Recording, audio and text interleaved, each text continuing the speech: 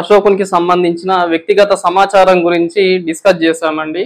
ఈ క్లాస్లో వచ్చేసి అశోకునికి సంబంధించిన శాసనాల గురించి డిస్కస్ చేయాలండి. అశోకుని శాసనాలు మీకు 3 రకాలుగా ఉంటాయని లాస్ట్ క్లాస్లో చెప్పడం జరిగింది.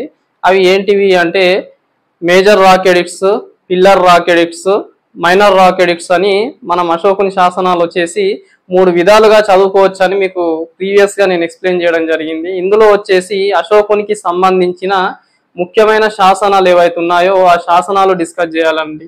అందులో భాగంగానే మనము మేజర్ రాక్ ఎడిక్ట్స్ అండి. మేజర్ రాక్ ఎడిక్ట్స్ అంటే ప్రధాన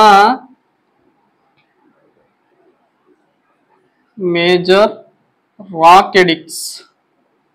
ఎడిక్ట్స్ అంటే శాసనాలండి, ఓకేనా. ప్రధాన శిలా శాసనాలని వీటిని మనం చెప్పుకోవడం జరుగుతుంది. మరి ప్రధాన శిలా శాసనాలు ఎన్ని ఉంటాయి సార్ అంటే ముఖ్యంగా మనకు అశోకునికి సంబంధించిన మేజర్ రాక్ ఎడిక్ట్స్ అనేవి 14 ఉంటాయండి. అశోకునికి సంబంధించిన మేజర్ రాక్ ఎడిక్ట్స్ వచ్చేసి 14 ఉంటాయి. మరి 14లో మనము 14 డిస్కస్ చేయాలా. తర్వాత ఇంకా ఏంది అంటే వీటితో పాటు అశోకునికి సంబంధించిన కొన్ని ముఖ్యమైన శాసనాలు ఉంటాయండి. అశోకునికి సంబంధించిన కొన్ని ముఖ్యమైన శాసనాలు ఉంటాయి. అవి డిస్కస్ చేస్తే మనకు ఈ అశోకునికి సంబంధించిన శాసనాలు అనే ఒక క్లాసు కంప్లీట్ అయిపోతుందండి.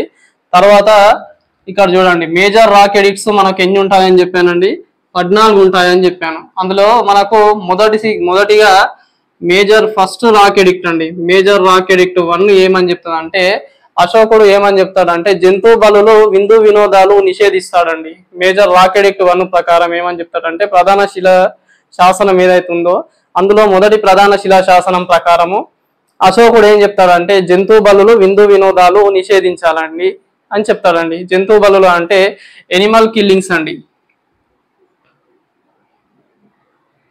ఎనిమల్ కిల్లింగ్స్ దీన్ని మనము జంతు బలులు అని చెప్పుకుంటాం, లేకపోతే ఎనిమల్ సాక్రిఫైసెస్ అని కూడా చెప్పుకోవచ్చు అండి. తర్వాత మనకు విందు వినోదాలు అంటే మనకు ఫెస్టివ్ గ్యాదర్స్ అని చెప్తామండి.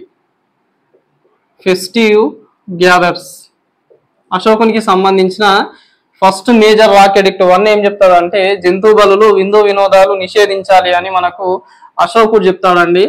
సెకండ్ మనకు మేజర్ రాక్ ఎడిక్ట్ సెకండ్ ఏమేం చెప్తాడంటే వెల్ఫేర్ ఆఫ్ పీపుల్ అండి. వెల్ఫేర్ ఆఫ్ పీపుల్ దీన్నే మనము తెలుగులో ఏమని చెప్తామంటే ప్రజా సంక్షేమం అని చెప్తామండి. సెకండ్ మేజర్ రాక్ ఎడిక్ట్ వచ్చేసి ఏమని చెప్తాది మనకు అంటే వెల్ఫేర్ ఆఫ్ పీపుల్ అని చెప్తాదండి. ప్రజా సంక్షేమం అని చెప్తాం కదా అది. సో ఈ ప్రజా సంక్షేమంలో అశోకుడు ఏం చేస్తాడంటే రోడ్డుకు ఇరువైపులా చెట్లు నాటిస్తాడండి. ఎట్ ది సేమ్ టైము రోడ్లు వేయిస్తాడు. ఇంకా మనకు ఈ పాదచారులు ఎవరైతే ఉన్నారో లేకపోతే ట్రావెల్స్ టూరిస్టర్స్ ఎవరైతే ఉన్నారో వాళ్ళ కోసం ఏం చేస్తారంటే సరాయిస్ అనే ఒక గెస్ట్ మనకు స్టేయింగ్ హోమ్స్ అండి, ఓకేనా. సరాయిస్ అనే ఒక స్టేయింగ్ హోమ్స్ కూడా రోడ్ సైడ్ కట్టించడం జరుగుతుంది. మనకు ఇంకా హాస్పిటల్స్ కట్టిస్తాడండి, హాస్పిటల్స్ కట్టిస్తాడు. ఇవన్నీ కూడా మనకు మేజర్ రాక్ ఎడిక్ట్ 2 ఎక్స్ప్లెయిన్ చేస్తుందండి. మేజర్ రాక్ ఎడిక్ట్ 2 ఏంది వెల్ఫేర్ ఆఫ్ ది పీపుల్, ప్రజా సంక్షేమం అని చెప్తాం. ఇంకా మనకు మేజర్ రాక్ ఎడిక్ట్ 3 అండి. మేజర్ రాక్ ఎడిక్ట్ 3 ఏమని చెప్తుంది అంటే టు రెస్పెక్ట్ బ్రాహ్మణ్స్ అండి. టు రెస్పెక్ట్ బ్రాహ్మణ్స్, బ్రాహ్మణులు ఎవరైతే ఉన్నారో వాళ్ళను గౌరవించాలి అని మనకు చెప్పే శిలాశాసనమే ఏది అంటే అశోకునికి సంబంధించిన 3వ ప్రధాన శిలాశాసనం మనకి ఏమని చెప్తుందంటే బ్రాహ్మణులను గౌరవించాలి అని చెప్తుందండి. ఇంకా మనకు 4వ ప్రధాన శిలాశాసనం అండి మేజర్ రాక్ ఎడిక్ట్ 4. అశోకునికి సంబంధించిన మేజర్ రాక్ ఎడిక్ట్ 4 ఏం చెప్తుందంటే నాన్ వైలెన్స్ గురించి చెప్తాదండి. మేజర్ రాక్ ఎడిక్ట్ 4 ఏమని చెప్తుందంటే నాన్ వైలెన్స్ గురించి చెప్తుంది. జీవహింస చేయరాదు, ఓకేనా. నాన్ వైలెన్స్ అంటే జీవహింస చేయొద్దండి, అహింస మార్గం నాన్ వైలెన్స్ అంటే, ఓకేనా. అహింసను ప్రోత్సహించాలి, జీవహింస చేయరాదు. అది మనుషులైనా సరే జంతువులైనా సరే వాటిని హింసించరాదు అని మనకు అశోకునికి సంబంధించిన ప్రధాన శిలాశాసనం 4 ఎక్స్ప్లెయిన్ చేస్తుందండి. ఇంకా మనకు 5 ఏమని చెప్తుందంటే టు హ్యావ్ హ్యూమెన్ యాటిట్యూడ్ అని చెప్తుందండి. హ్యూమెన్ యాటిట్యూడ్ గురించి మనకు దేంట్లో అంటే మానవతా దృక్పథం అని చెప్తామండి. అశోకునికి సంబంధించిన 5వ ప్రధాన శిలాశాసనం ఏమని చెప్తుందంటే మానవతా దృక్పథం కలిగి ఉండాలి అని చెప్తుందండి. మానవతా దృక్పథం కలిగి ఉండాలి. ఎవరి విషయంలో అంటే ఎక్స్పెషల్లీ మనకు స్లేవ్స్ ఉంటారండి, బానిసలు, మనకు యుద్ధ ఖైదీలు ఉంటారండి, వార్ స్లేవ్స్ ఉంటారు కదా, వాళ్ళ విషయంలో మానవతా దృక్పథం అనేది కలిగి ఉండాలి. వాళ్ళని ఎక్కువ హింసించకూడదు, ఎక్కువ టార్చర్ చేయొద్దు అనేది మనకు ఏమని చెప్తుందంటే ఈ మేజర్ రాక్ ఎడిక్ట్ 5 చెప్తుందండి. తర్వాత మనకు ఈ 6వ శిలాశాసనం, అశోకునికి సంబంధించిన 6వ శిలాశాసనం ఏమని చెప్తుంది సార్ అంటే ప్రజలందరూ నా బిడ్డలే. ఓకేనా, అశోకునికి సంబంధించిన 6వ శిలాశాసనం ఏం చెప్తుంది అంటే ప్రజలందరూ నా బిడ్డలే అని అశోకుడు వేయిస్తాడండి. ఇంకా మనకు 7వ శిలాశాసనం ఏం చెప్తుంది? 7వ శిలాశాసనం, ఓకేనా, 7వ శిలాశాసనం ఏమని చెప్తుంది అంటే దీంట్లో మనకు రిలీజియస్ టాలరెన్స్ గురించి చెప్తాదండి. 7వ శిలాశాసనం ఏం చెప్తుంది?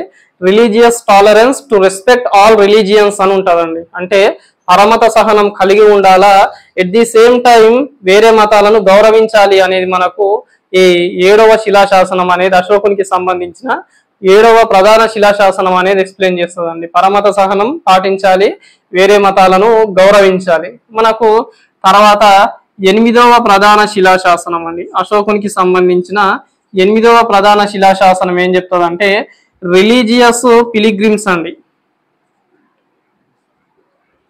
ఓకేనా, రిలీజియస్ పిలిగ్రిమ్స్ అశోకునికి సంబంధించి మనకు ధమ్మయాత్రలు చేయాలి, ప్రజలతో మంచి సత్సంబంధాలు కలిగి ఉండాలని మనకు చెప్పే శిలాశాసనమే మనకి ఏమని చెప్తుందంటే 8వ ప్రధాన శిలాశాసనం అనేది చెప్తాదండి. అశోకుడు ధమ్మయాత్రలు చేస్తాడు, వాటితో పాటు ప్రజలతో మంచి సంబంధాలు కలిగి ఉండాలి. ఓకేనా, అది ఏ శిలాశాసనం చెప్తుంది మనకు? అశోకునికి సంబంధించిన 8వ శిలాశాసనం చెప్తాదండి. మరి ఇదే అశోకునికి సంబంధించిన 9వ ప్రధాన శిలాశాసనం మనకి ఏం చెప్తుంది సార్ అంటే కండెమ్స్ ఆఫ్ రిలీజియస్ సూపర్స్టిషన్స్ అని చెప్తుందండి. కండెమ్స్ ఆఫ్ లేకపోతే మనకు రిచువల్స్ అండి, వేదిక్ రిచువల్స్. ఓకేనా, కండెమ్స్ ఆఫ్ వేదిక్ రిచువల్స్ అని మనకు 9వ ప్రధాన శిలాశాసనం చెప్తుందండి. వైదిక క్రతువులను ఖండించాలి అని మనకు 9వ ప్రధాన శిలాశాసనం చెప్తుందండి. తర్వాత మనకు ఈ 10వ శిలాశాసనం ఏదైతుందో ఈ 10వ శిలాశాసనము మనకు ఇంకా ఏమని చెప్తుంది అంటే dhammayatras are the antidotes to the superstitions అని ఉంటుందండి. ధమ్మయాత్రలు అనేవి మనకు ప్రధాన ఈ ఆచారాలు ఏవైతే ఉంటాయో, మూఢనమ్మకాలు ఏవైతే ఉంటాయో వాటి మీద విరుగుడులా పనిచేస్తాయని మనకు ఈ 10వ శిలాశాసనం చెప్తాదండి. ఇక మన 11వ శిలాశాసనం మనకు ఏం చెప్తారు సార్ అంటే అశోకునికి సంబంధించి 11వ ప్రధాన శిలాశాసనం అనేది మనకు ఏం ఎక్స్ప్లెయిన్ చేస్తారు సార్ అంటే మోరల్ బిహేవియర్ అనేది ఉండాలండి. ఓకేనా, మోరల్ బిహేవియర్ అనేది ఉండాల. దాని గురించే మనకు ఈ అశోకునికి సంబంధించిన 11వ శిలాశాసనం చెప్తుంది. ఇక 12వ శిలాశాసనం మనకు ప్రధాన శిలాశాసనము ఏం చెప్తారు సార్ అంటే అశోకునికి సంబంధించి 12వ ప్రధాన శిలాశాసనం మనకు ఏమని చెప్తుందంటే elimination of social unrest in community అని చెప్తుందండి. Elimination of social unrest in community అంటే సమాజంలో ఉన్న సాంఘిక అశాంతత అనేది నిర్మూలించాలి అని మనకు ఏం చెప్తుంది అంటే అశోకునికి సంబంధించిన మనకు 12వ ప్రధాన శిలాశాసనం చెప్తుందండి. ఇదే మరి అశోకునికి సంబంధించి మనకు 13వ శిలాశాసనం ఉంటుందండి. ఓకేనా, ఈ 13వ శిలాశాసనము తర్వాత మనకి ఇక లాస్ట్ అండ్ ఫైనల్ గా 14 శిలాశాసనాలు ఉంటాయండి. ఈ 13వ శిలాశాసనం చాలా ఇంపార్టెంట్ అండి. మనకు ప్రీవియస్ గా క్లాస్ చెప్పేటప్పుడు 13వ శిలాశాసనం మనకు దేని గురించి చెప్తుంది అంటే బాటిల్ ఆఫ్ కళింగ అని చెప్పానండి. కళింగ యుద్ధం ఏదైతుందో ఈ కళింగ యుద్ధాన్ని గురించి ఎక్స్ప్లెయిన్ చేస్తుంది. తర్వాత మనకు ఆంధ్రుల గురించి వివరిస్తుందండి. ఈ శిలాశాసనం వచ్చేసి 13వ అశోకునికి సంబంధించిన 13వ శిలాశాసనం వచ్చేసి కళింగ యుద్ధం గురించి మనకు వివరిస్తుంది. తర్వాత ఆంధ్రుల గురించి వివరిస్తుందండి. 14వ శిలాశాసనం వచ్చేసి అశోకునికి సంబంధించిన ఈ అశోక దమ్మ ఏదైతుందో దాని గురించి, తర్వాత ఈ అశోకునికి సంబంధించిన పరిపాలన గురించి వివరిస్తుందండి. ఇది వచ్చి మనకు అశోకునికి సంబంధించిన మేజర్ రాక్ ఎడిక్ట్స్ అండి. టోటల్ గా మనకు మేజర్ రాక్ ఎడిక్ట్స్ 14 ఉంటాయి. ఆ 14 ఇదండి. ఓకేనా, తర్వాత మనకు ఇదే అశోకునికి సంబంధించి ఒక ప్రధానమైన శాసనం ఉంటుందండి. ఆ శాసనాన్ని మనం ఏమని చెప్పుకోవాలంటే ఎర్రగుడి శాసనం అని చెప్పుకుంటామండి. ఎర్రగుడి ఇన్స్క్రిప్షన్. ఓకేనా. అశోకునికి సంబంధించి నెక్స్ట్ ఇంపార్టెంట్ శాసనం ఏముంటదంటే ఎర్రగుడి ఇన్స్క్రిప్షన్ అని ఉంటది. ఈ ఎర్రగుడి ఇన్స్క్రిప్షన్ లో అశోకుడు ఏమని చెప్తాడంటే పెద్దలను తల్లిదండ్రులను గౌరవించాలి, ఎల్లప్పుడూ సత్యం పలకాలి అని చెప్తాడండి. అశోకుడు వచ్చేసి ఎర్రగుడి శాసనంలో ఏమని వేస్తాడు అంటే పెద్దలను గౌరవించాలి, ఓకేనా, ఎల్లప్పుడూ సత్యమే పలకాలి, తల్లిదండ్రులను గౌరవించాలి అని మనకు ఎర్రగుడి శాసనంలో చెప్పడం జరుగుతుందండి. తర్వాత మనకు జౌలి దౌగద అనే 2 శాసనాలు ఉంటాయండి ఒరిస్సాలో. జౌలి దౌగద ఈ 2 శాసనాలు మనకేమని చెప్తాయంటే అందరూ నా బిడ్డలే అనే విషయం మనకు ఏం చెప్తాదంటే ఈ జౌగద దౌలి శాసనాలలో వేయిస్తాడండి. తర్వాత ఇంకా మనకు మహస్థాన్ అనే ఒక శాసనం ఉంటుందండి. మహస్థాన్ ఇన్స్క్రిప్షన్ అని చెప్పుకుంటాం. ఇది వచ్చేసి మనకి ఎక్కడ ఉంటుంది సార్ అంటే బంగ్లాదేశ్ లో ఉంటుందండి. ప్రజెంట్ బంగ్లాదేశ్ ఏదైతుందో ఈ బంగ్లాదేశ్ లో ఉంటుంది. బంగ్లాదేశ్ లో ఇంకా మీకు కావాలంటే బోగ్రా అనే ఒక జిల్లా ఉంటుందండి. బోగ్రా అనే ఒక జిల్లా ఉంటది. ఆ జిల్లాలో అశోకునికి సంబంధించిన మహస్థాన్ శాసనం ఉంటుందండి. ఈ శాసనంలో అశోకుడు ఏమి ఇస్తాడంటే కరువు వచ్చినప్పుడు తీసుకోవాల్సిన జాగ్రత్తల గురించి ఇందులో చెప్తాడండి. తర్వాత మనకు ఈ కాందహార్ అనే శాసనం ఉంటది. ఆ శాసనాలలో మనకు గ్రీకు అరామిక్ అనే ఒక భాష, ఈ 2 లిపిలు యూజ్ చేస్తాడండి. స్క్రిప్ట్స్ అని చెప్పుకుంటాం కదా, అది యూజ్ చేస్తాడు. అది ఏ శాసనము అంటే కాందహార్ శాసనం అని చెప్పుకుంటాం. ఇంకా అశోకునికి సంబంధించిన కొన్ని ఇంపార్టెంట్ స్తూపాలు ఉంటాయండి. ఓకేనా. అశోకునికి సంబంధించిన కొన్ని ముఖ్యమైన స్తూపాలు ఉంటాయి. ఆ స్తూపాలకు సంబంధించి సింబల్స్ అండి, ఒక్కొక్క స్తూపానికి ఒక్కొక్క చిహ్నం ఉంటది. అట్లా అవి కొంచెం ఇంపార్టెంట్, అవి కూడా చూసుకోవాలండి. అందులో మనకు మేజర్ గా ఏం చెప్పుకుంటామంటే ఫస్ట్ స్తూప వచ్చేసి సారనాథ్ స్తూప అని చెప్పుకుంటామండి. సారనాథ్ స్తూప అని చెప్పుకుంటాం. సెకండ్ ఇంపార్టెంట్ స్తూప వచ్చేసి శ్రవస్తి అని చెప్పుకుంటామండి. శ్రవస్తి స్తూప అని చెప్పుకుంటామండి.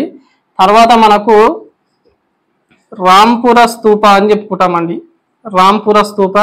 4వది వచ్చేసి పాటలీపుత్రలో ఉన్న స్తూప అండి. పాటలీపుత్ర స్తూప. 5వది వచ్చేసి ధౌలి స్తూప అండి. ఓకేనా. ఈ 5 స్తూపాలు చాలా ఇంపార్టెంట్ అండి. ఇది వచ్చేసి మనకు అఫీషియల్ ఎంబ్లమ్ అని చెప్పుకుంటామండి. ఈ సారనాథ్ స్తూప అనేది అఫీషియల్ ఎంబ్లమ్ అని చెప్పుకుంటాము. ఇది ఎప్పటి నుంచి మనకు అఫీషియల్ ఎంబ్లమ్ లాగా చేసిండ్రు అంటే మనకి ఎప్పటి నుంచి ఇది అఫీషియల్ ఎంబ్లమ్ లాగా వర్క్ చేస్తుంది అంటే 31 డిసెంబర్ 1947 నుంచి ఈ సారనాథ్ స్తూప అనేది అఫీషియల్ ఎంబ్లమ్ లాగా మనకు అడాప్ట్ చేసుకున్నారండి. తర్వాత ఈ సారనాథ్ స్తూపకు వచ్చేసి సింబల్ ఏంది అంటే 4 లయన్స్ అండి. ఓకేనా, 4 సింహాలు. తర్వాత ఈ శ్రవస్తి స్తూప ఏదైతుందో ఈ శ్రవస్తి స్తూపకు మనము దీనికి సంబంధించిన చిహ్నం ఏమని చెప్పుకుంటాం, సింబల్ ఏమని చెప్పుకుంటాము అంటే ఇక్కడ టౌరస్ అని చెప్పుకుంటామండి. టౌరస్ అంటే వృషభం అండి. ఇంకా మనకి ఈ రాంపుర స్తూప ఏదైతుందో ఈ రాంపుర స్తూపకు ఆక్స్ అనేది అఫీషియల్ ఎంబ్లమ్ అండి. ఓకేనా. మనకు చిహ్నం వచ్చేసి ఈ రాంపుర స్తూపకు సంబంధించిన చిహ్నం ఏంది సార్ అంటే ఎద్దు అని చెప్పుకుంటామండి. ఆక్స్ అంటే ఎద్దు. ఇంకా మనకు ఈ పాటలీపుత్రకు సంబంధించిన స్తూపకు సంబంధించిన అఫీషియల్ ఎంబ్లమ్ ఏంది అంటే చక్ర అని చెప్పుకుంటామండి, చక్రం. ఇక లాస్ట్ అండ్ ఫైనల్ గా ఈ ధౌలి అనే ఒక స్తూపానికి అఫీషియల్ ఎంబ్లమ్ ఏంది అంటే మనము ఎలిఫెంట్ అని చెప్పుకుంటామండి, ఏనుగు. ఇది వచ్చేసి మనకు అశోకునికి సంబంధించిన ఇంపార్టెంట్ ఇన్స్క్రిప్షన్స్. తర్వాత మనకి ఇంపార్టెంట్ స్తూపాస్. ఇవి మనకు అశోకునికి సంబంధించిన ముఖ్యమైన శాసనాలు, ముఖ్యమైన స్తూపాల గురించి ఇదండి. తర్వాత మనకు అశోకుని తర్వాత సంప్రాప్తి అనే ఒక వ్యక్తి వస్తాడండి. ఓకేనా. దీనికంటే ముందు అశోకుడు చనిపోయిన తర్వాత అశోకుడు చనిపోయిన తర్వాత ఈ మౌర్య సామ్రాజ్యం అనేది 2 విధాలుగా విడిపోతుందండి. ఓకేనా. అందులో మనకు 2 విధాలుగా విడిపోతుంది. అందులో ఫస్ట్ వచ్చేసి మనకు ఈస్ట్ అండి, తూర్పు భాగాన్ని దశరథుడు అనేవాడు పరిపాలిస్తాడండి. దశరథ వచ్చేసి తూర్పు భాగాన్ని పరిపాలిస్తాడు. ఈ సంప్రాతి అనే వ్యక్తి మనకు కునాల అండి, కునాలుడు, సంప్రాప్తి కాదు కునాలుడు. ఈ పశ్చిమ భాగాన్ని వచ్చేసి మనకు కునాలుడు. ఓకేనా, ఈ కునాల అనే వ్యక్తి పరిపాలిస్తాడండి. కునాలుని తర్వాత ఎవరు వస్తారంటే సంప్రాప్తి అనే వ్యక్తి మనకు పరిపాలకుడు అవుతాడండి. ఇతని తర్వాత మనకు సారిసూక అనే వ్యక్తి వస్తాడండి. ఇతని తర్వాత దశవర్మన్ అనే వ్యక్తి వస్తాడండి. దశవర్మన్ అనే వ్యక్తి వస్తాడు. ఇక ఇతని తర్వాత మనకు శతవదన్ అనే వ్యక్తి వస్తాడండి. శతవదన్. ఇక మనకు లాస్ట్ అండ్ ఫైనల్ గా మౌర్య డైనాసిటీలో, మౌర్య వంశంలో చివరి వాడిలాగా మనం ఎవరిని చెప్పుకుంటామంటే బృహద్రథ అని చెప్పుకుంటామండి. ఓకేనా, ఇది వచ్చేసి మనకు మౌర్య సామ్రాజ్యానికి సంబంధించిన అశోకుని తర్వాత వచ్చిన పరిపాలకులు అండి. అశోకుడు చనిపోయిన తర్వాత సామ్రాజ్యం అనేది 2 విధాలుగా విడిపోతుందండి. అందులో వచ్చేసి మనకు ఈస్టర్న్ పార్ట్, తర్వాత వెస్టర్న్ పార్ట్ అని చెప్పుకుంటామండి. తూర్పు భాగము పశ్చిమ భాగం లాగా అశోకుడు చనిపోయిన తర్వాత సామ్రాజ్యం అనేది విడిపోతుంది. ఈ తూర్పు భాగాన్ని ఎవరు పరిపాలిస్తారు సార్ అంటే దశరథుడు పరిపాలిస్తాడండి. తర్వాత మనకు ఈ పశ్చిమ ప్రాంతం ఏదైతుందో ఈ పశ్చిమ ప్రాంతాన్ని కునాలుడు అనే వ్యక్తి పరిపాలిస్తాడండి. కునాలుని తర్వాత సంప్రాప్తి, సాలిసూక, తర్వాత మనకు దశవదను, శతధవను, బృహద్రథ అనే పరిపాలకులు వస్తారు. ఈ కునాల అనే వ్యక్తి ఏం చేస్తారంటే ఈ ఈస్టర్న్ పార్ట్ను వెస్టర్న్ పార్ట్ను కంబైన్ గా చేసి పరిపాలిస్తాడండి. ఇంకా మనకు ఈ కునాల గురించి చెప్పుకోవాలంటే ఇతను వచ్చేసి మనకు జైన మతాన్ని స్వీకరిస్తాడండి. జైన మతాన్ని స్వీకరిస్తాడు. ఇతను వచ్చేసి 2 ప్రాంతాలను రాజధానులు చేసుకొని పరిపాలిస్తాడండి. అందులో ఒకటి పాటలిపుత్ర అనే ఒక ప్రాంతాన్ని, తర్వాత ఉజ్జయిన్ అనే ఇంకో ప్రాంతాన్ని రాజధాని చేసుకొని పరిపాలిస్తారండి. తర్వాత ఇదే కునాలను మనము ఏమని పిలుస్తారు అంటే జైన్ అశోక అని పిలుస్తారండి.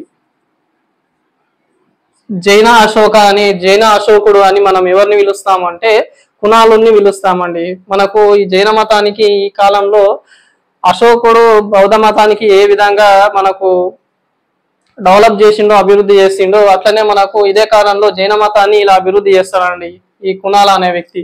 అందుకే ఇతన్ని మనం ఏమని చెప్పుకుంటాం అంటే జైన అశోక అని చెప్పుకుంటాం.